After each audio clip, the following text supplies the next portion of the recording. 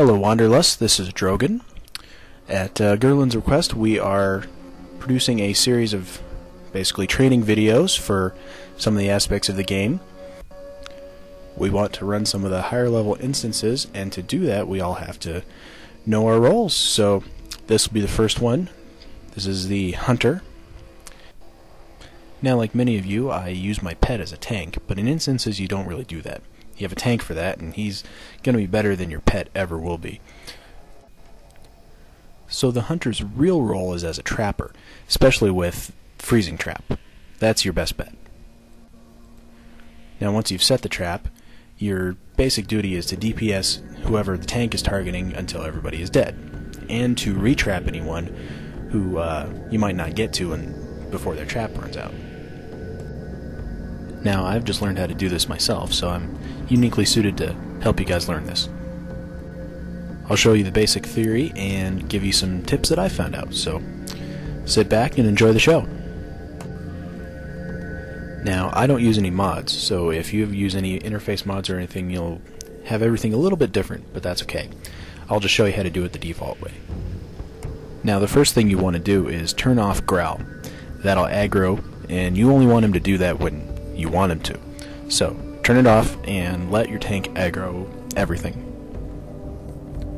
You also want to turn your pet on passive. That way he will only attack what you want him to attack. Now on the skill bar that you have up all the time, I choose to have the ranged abilities, everything that goes with marksmanship, mostly, on one bar, along with Freezing Trap and Aspect of the Hawk and Mend Pet. Make sure you have Arcane Shot and Freezing Trap where you will remember where they are without having to really think about it, because those are the two most important in doing runs. As an example, we're going to be using a run through Blood Furnace with Hallow, Vermonter, myself, Steve, and Blood Surge. Now at the very beginning you want to decide what symbols you're going to use for which things. Here we have decided to use the skull as the primary threat.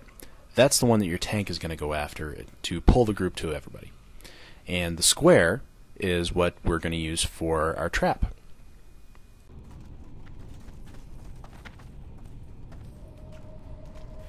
Here's our first example. Now try and anticipate where your tank is going to go so you can set your trap well away from him. This helps separate out the mob, so it makes for easier targeting later. Once you set your trap, move back a little. Now your tank will pull, using a ranged weapon usually. When they start moving, immediately hit the square with Arcane Shot. He will come towards you and set off the Freezing Trap. Once you fired off Arcane Shot, immediately switch your target to the skull. Now once he hits the trap, I like to run to the side or run forward, just to make sure that I have enough time to make sure that I've targeted the skull correctly and that none of my damage will hit him and break the trap. Keep an eye on your Freezing Trap cooldown. Hopefully you set it early enough that it will be recharged by the time the trap breaks by itself. Once the trap recharges, set another one right at the feet of the square.